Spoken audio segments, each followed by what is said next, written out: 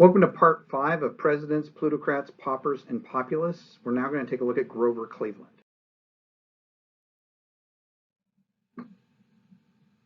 In the election of 1884, the Democrats were desperate for a strong candidate to run against the Republicans. The Republicans had dominated the White House since Abraham Lincoln, Andrew Johnson being the only non-Republican to hold the office, and you remember he got there because the president had been assassinated. Right, so here we are 24 years down the road, and the Democrats really want somebody that can maybe break into the White House. But they want somebody who looks like he's a pretty clean guy, right? Corruption is still a big concern when it comes to the voting public, so they want somebody with a nice-looking resume. Grover Cleveland's resume looks pretty good. He's a lawyer from upstate New York, right? He lives in Buffalo, okay?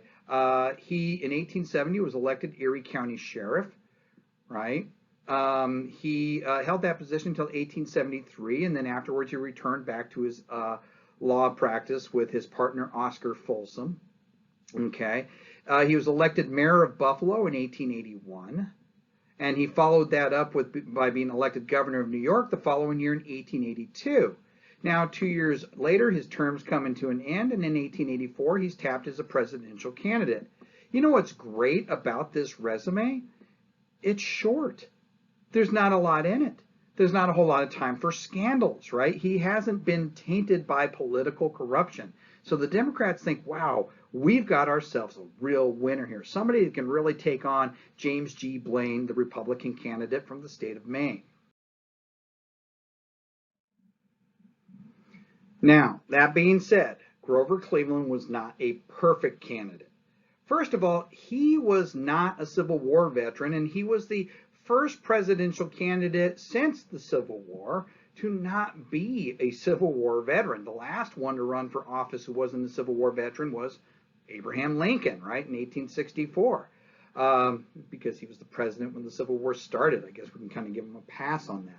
What had he done during the Civil War? He had hired a substitute. He spent $300 to hire someone to take his place in the war. If you had enough money in the Civil War, you could do that. You could hire somebody else to take your place. Okay? The Democratic Party itself was still framed as the party of slavery and the party of white supremacy, right? The party of the South. It was still very much regionalized, or at least the perception of it was, right? And then scandal broke. Somebody found a skeleton in Grover Cleveland's closet. The skeleton was Maria Halpin. No, she wasn't dead. But this is what happened. When Grover Cleveland was practicing law with his law partner Oscar Folsom, he had had a sexual relationship with this woman named Maria Halpin. She became pregnant. She gave birth to a boy that she named Oscar Folsom Cleveland. Now, when you stop and think about that for a minute, you're like, wait a minute. His law partner's named Oscar Folsom. Yeah, they both were actually kind of seeing this woman. Okay. All right. So he could have been the father, too. At any rate, Oscar Folsom Cleveland is this child. Now, what Grover Cleveland did to remedy this situation, he's a bachelor. And now he had a child out of wedlock. He had Maria Halpin committed to an asylum. Now, in his defense, as far as that goes, she had fallen into postpartum depression to the point that she'd become an extreme alcoholic, and he'd sent her there for rehabilitation for alcoholism. And the child he had adopted to a well-to-do family in upstate New York. Okay. But for running for president of the United States, these are horrible scandals. You have a bastard son. You had a child out of wedlock. I know today we're just like, so? But back then, that was horrible stuff, right? And so his political handlers were like, I don't know what we're going to do. Oh, we got to find some way to cover up. We got to do damage control. And Grover Cleveland took an interesting tactic. He says, now, I got a great idea. Why don't we tell the truth? His political handler's like, oh, are you crazy? We can't do that. And he goes, no, hear me out. That's what I want to do. And so he did. He said, look, yes, I had a sexual relationship with this woman, and she got pregnant, and she had a child, but I made sure, first of all, she had a problem. I made sure that she got put into a care center where she could get that addressed, and she has gotten her alcoholism conquered since then. And I made sure that she was set up so that she could start her own business. And I made sure the child was adopted off to a good family that will raise him and make sure that he's fine. And when the press got this response, right, when he told the truth, the press was like, oh, yeah. Oh, okay. See, there's no story. There's nothing to exploit anymore. Imagine for a second how different the Monica Lewinsky scandal would have been if they had asked President Clinton, President Clinton, did you have sexual relations with that intern Monica Lewinsky? If he had looked at the camera and gone, oh yeah, she was nice.